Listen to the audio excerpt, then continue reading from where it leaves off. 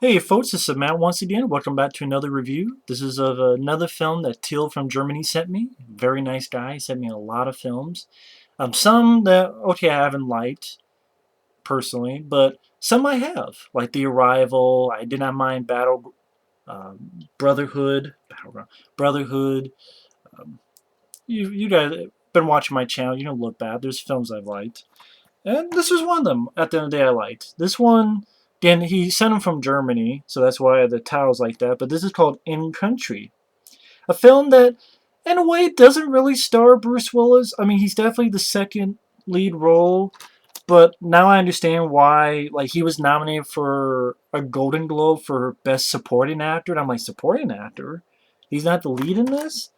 Well, technically, he's not the lead, but at the same time, I don't want to make it sound like he's only in the film for 15 minutes. That's not the case. But at the same time, he's not really the lead. The lead is this girl who I think, unfortunately, later on, she had some mental illness problems. But she did a good job here. Emily Lloyd, which I'm not sure what else she's been in. This is directed by Norman Jewison, who has done quite a few great films, including *And Justice for All*, I believe, with Al Pacino, one of my favorite Al Pacino films. He did Rollerball, the original with James Caan, wonderful movie. And I believe he did Fist with Sylvester Stallone. This film, watching this film, I wish, Bruce Willis, if you're so bored with doing action films, why don't you do films like this again? Because he really did a good job acting-wise, especially this scene here, which I get to. But he did a really good job acting-wise. He should do more movies like this then if he's getting so bored with it. I don't know why. Unless maybe it's because this film came out and did nothing. It made, what, $3 million? In 1989, this came out. This is actually an '80s movie. I don't know why. For some reason, I thought this was a '90s movie.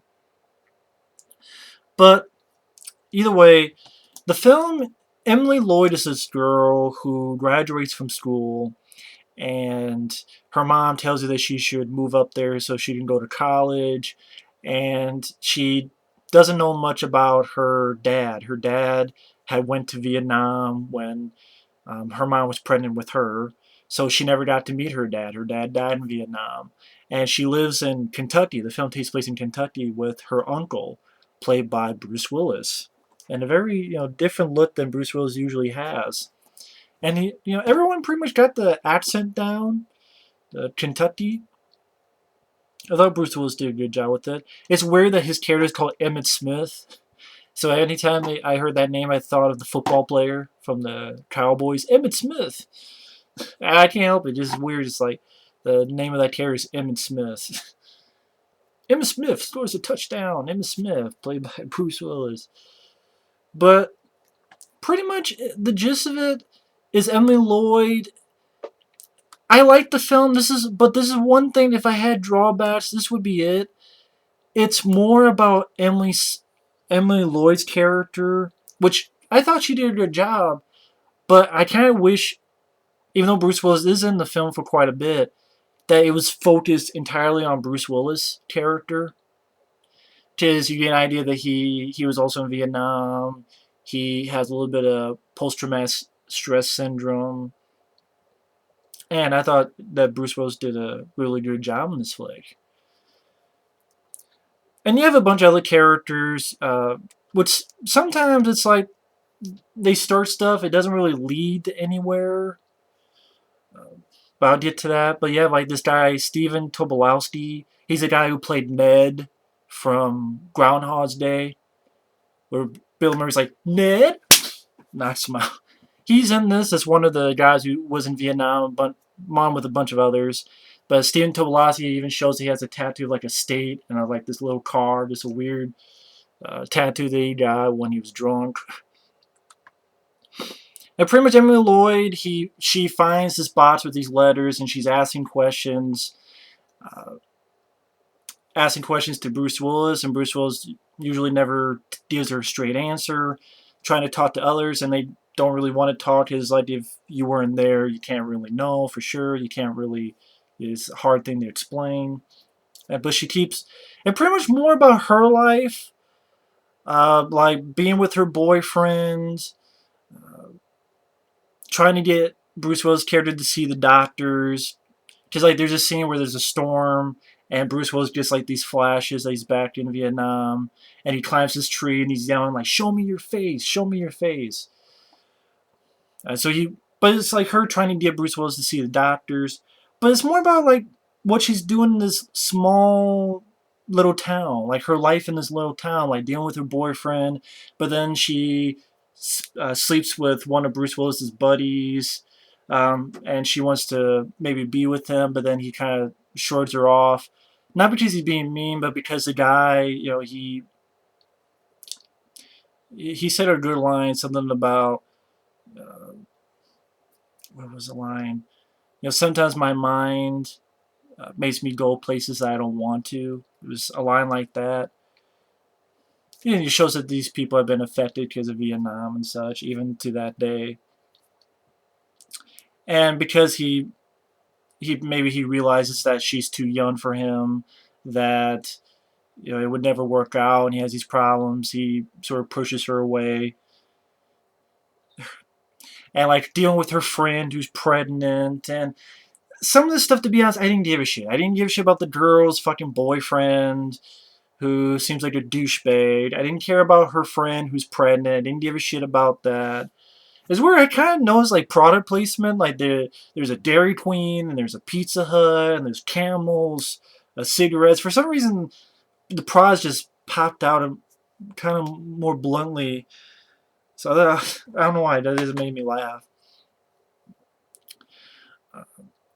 There's this veteran party, and actually one of the people there, the wife of Stephen Tobolowsky, that guy, it's actually Patricia Richardson, who played the wife of Tim Allen on Home Improvement. I'm like, cool. There's Patricia Richardson early role,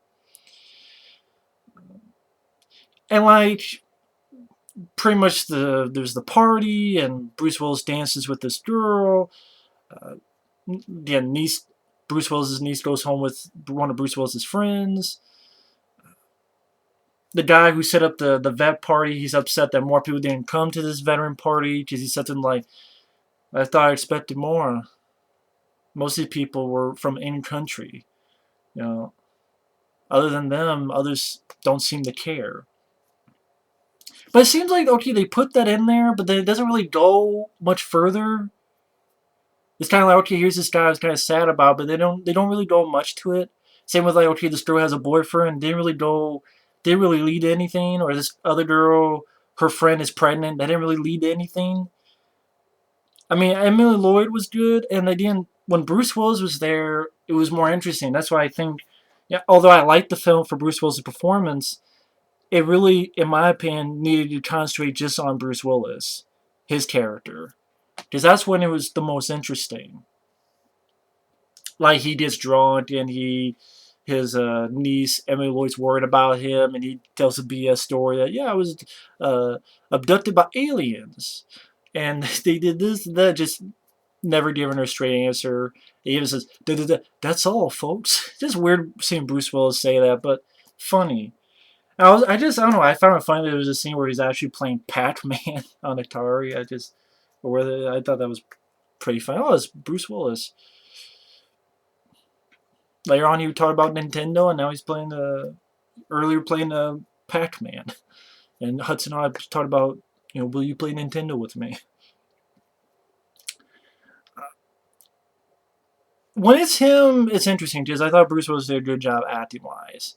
And like the mom comes to visit, and the mom tells her daughter Emily Lloyd that, hey, I don't remember much about your father. It was so long ago, and maybe she doesn't want to think about it. This and that. She's living off her own life. She buys this car for her daughter, and the Emily Lloyd goes to these grandparents and gets these diaries and reads it. And then as she's reading it, there's like a flashback to his death. And this is the scene that I think is the reason why I like the film. I know it's weird. It's not a bad film. Again, I like the film overall because Emily Lloyd, I think she did fine.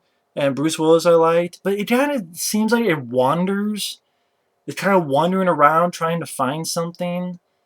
And I guess maybe that was the point, but I didn't care for that point. It kind of just seems like it's sort of wandering for the story. But when it got to Bruce Willis, I thought that's where the story should have been the entire time. In fact, to me, it should have been from his point of view or from him entirely. Because he has a good scene where Emily Lloyd, she's read this, and then she is camping out, and then Bruce Willis is there when she wakes up, and she talks about, well, he was talking about goots and killing, and you know what, I don't like him anymore. And that sets Bruce Willis off, and I thought he did a really good job with the scene. He talks about, who the hell are you to judge him? And pretty much just tells him how it was over there, how it was like over there. And I like how Norman Jewison sort of goes from his face to like the look of the woods that they're at. And he's telling about, uh, trying to think the actual words, but he's talking about how he's got a hole in his heart. I ain't got nothing left, and he ultimately breaks down. And then he talks about how they're still out there, and sort of the ghosts of his past catching up with him. I thought that was a really good scene. It was a really good acting scene. It just kind of makes me a bit mad that the rest of the film wasn't more concentrated on him. So I would recommend the film to see Bruce Willis's performance. Uh, Overall, I liked it because of that. I know a lot of times I'm like, you need more than one thing, but this is one of those instances I can say that, well, I like her too. I like these two in the film. I mean, the story kind of wanders around. The other characters is kind of, they're in there, but it doesn't really lead up to much. I like the way it ended with these two and the grandma, which I'm not sure who the actress is who played it.